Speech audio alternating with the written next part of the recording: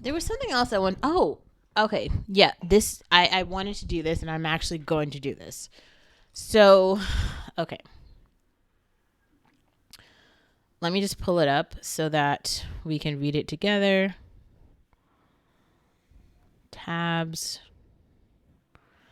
Okay, so this is an article from The List. I will link the article in the description box, but we are going to read every era from every Taylor Swift era explained. And this is because I just saw the movie and it's so good. You should definitely watch it. Watch it. Taylor Swift is undeniably one of the most influential musicians of our times. In the summer of 2006, when her debut single Tim McGraw was released to the era of Midnights, Swift sold over 30 million albums and won 12 Grammy Awards.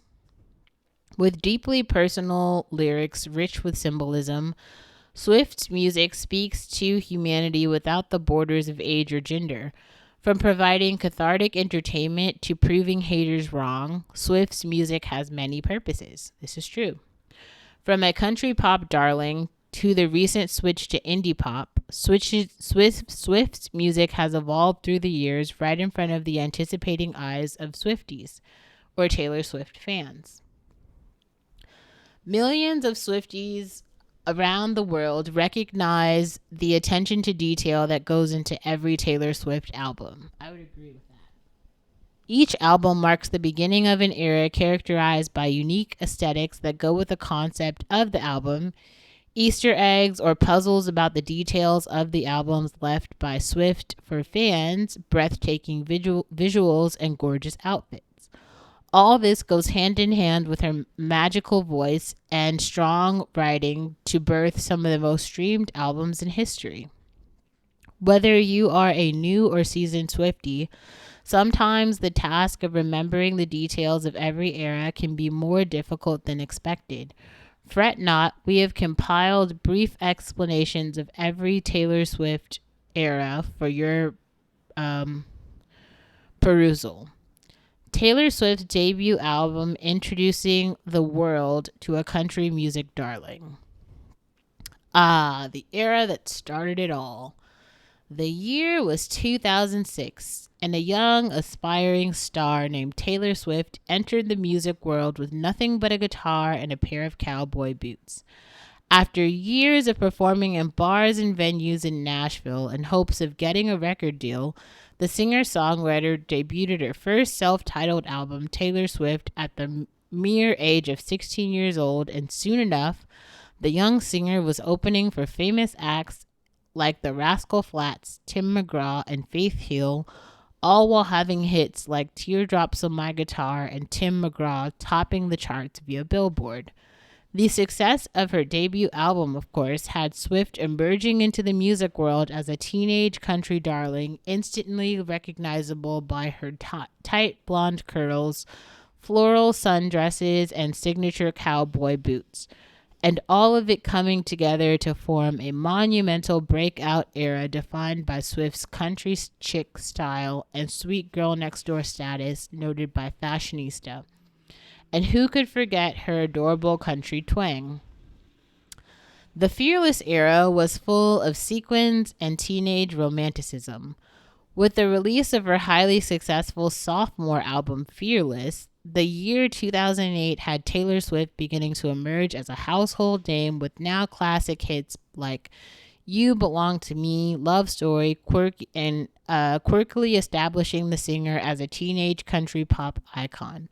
In fact, Swift earned her first ever Grammy Album of the Year Grammy win for Fearless, making history as the youngest ever artist to claim the category at age 20, until 18-year-old Billie Eilish broke her record in 2020 per The Boot.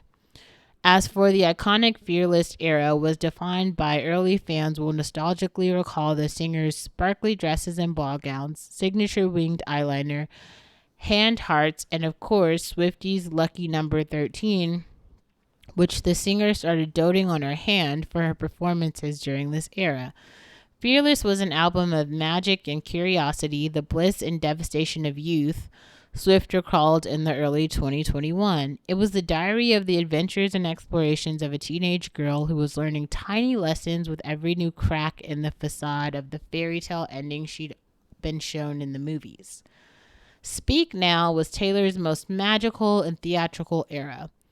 Following the success of Fearless, Swift set out to further prove herself as a rising star and more specifically as a talented songwriter. Her 2010 album Speak Now was her first and only self-written album, written entirely by herself without the help of co-writers, and as noted by Pitchfork, it was truly personal and a confessional album that focused on the transitional period between adolescence, adulthood, innocent, and understanding country and pop. Much like the album itself, songs like Enchanted, Sparks Fly, and Long Live, the Speak Now era was undoubtedly defined by its magical and theatrical aspects. Taylor Swift's ambitious Speak Now world tour, in fact, was inspired by Broadway and was a truly wondrous spectacle with pyrotechnics, lighted trees, dancers, and aerialists in multiple costumes and set changes via billboard. Ultimately, when you think Speak Now, you'll probably think of Swift's sparkly dresses and the looser curls, her wonderstruck perfume line, and her ethereal fairy tale aesthetic, not to mention the color purple. The Red era saw Taylor shifting into a more mature experimental style. Think of the Red era and you'll probably think of red lipstick, black fedoras, and of course Taylor Swift's straight hair and blunt bangs. With the release of her 2012 album Red, the singer debuted a new edgier style, swapping out her usual glittery gowns for high-waisted shorts, striped shirts, and vintage dresses, and also famously ditching her signature bouncy curls for sleek, straight locks. Swift's shift from signature princess fairy tale aesthetics to a vintage, more mature style, of course, was also a reflection of her shift in sound and themes for her fourth album. According to NPR, Red in many ways represented a turning point for Swift's life and career while on the precipice of adulthood, with the singer experimenting with different sounds beyond her previous country pop style to touch on and blend new genres such as mainstream pop, rock, and even EDM and dubstep.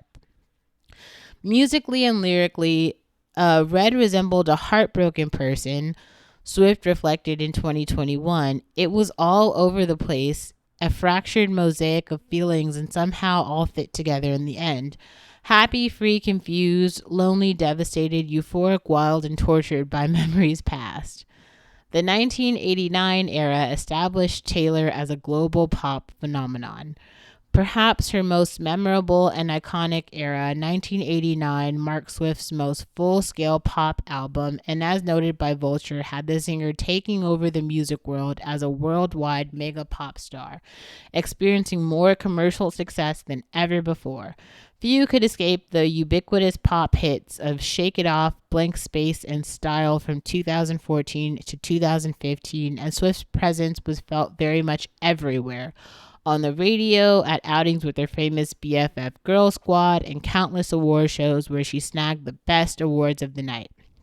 Mirroring her transition from country to pop, the 1989 era was also defined by major swifts for Taylor Swift. She moved to New York City, cut her hair into a short bob, and of course changed up her fashion style, opting for crop tops, skater shorts, and more form-fitting clothes that completed her transformation from a country sweetheart to a bombshell mega pop star. Reputation was Taylor's darkest and edgiest era. Following the peak of her career in 1989 era, Taylor Swift found herself in the midst of a bad press and negative public scrutiny. And it all started, of course, with her infamous feud with Kanye West and Kim Kardashian. After months of disappearing from the public eye, Swift made an iconic comeback in 2017 with her sixth studio album, Reputation. And needless to say, it was quite a different feel from any of her previous eras, declaring that the old Taylor was dead in her single Look What You Made Me Do, and the singer officially shed her good girl status and instead embraced the snake image put on her by the public. Yeah, this is the character you created for me. Let me just hide behind it, Swift told Vogue of the persona she created. Reflecting on the darker aspects of her electropop album, Swift's style during the unforgettable Reputation era was notably edgier and grungier. Her classic red lip became darker, and she rocked oversized sweatshirts, sequin bodysuits, and a lot of thigh-high boots. And how could we forget Bleach Cello when she bleached her hair an edgy platinum blonde? Burn. The Lover era was full of pretty pastels and bright, colorful optimism. Talk about a 180 from the Reputation era. Moving away from the dark and edgy style of her previous album, Swift ushered in a seventh era with the bright and cheery lead single Me, complete with a music video full of butterflies and rainbows and colorful pastels. The noticeable shift in aesthetic also reflected the bright optimism of Lovers, signaling that the old Taylor perhaps wasn't dead. I've decided that in this life, I want to be defined by the things I love, not the things I hate, and the things I'm afraid of, or the things that haunt me in the middle of the night, Taylor wrote in the album's foreword. Those things may be my struggles, but they're not my identity. With this optimism, the Lover era came lots of brighter, more colorful looks in Taylor Swift's wardrobe, including a lot of fringe, sparkles, pastel colors, colored menswear, and 70s inspired clothing. There was also, of course, an abundance of the color pink, including her hair when she dyed the ends of her locks a pretty pink. Folklore.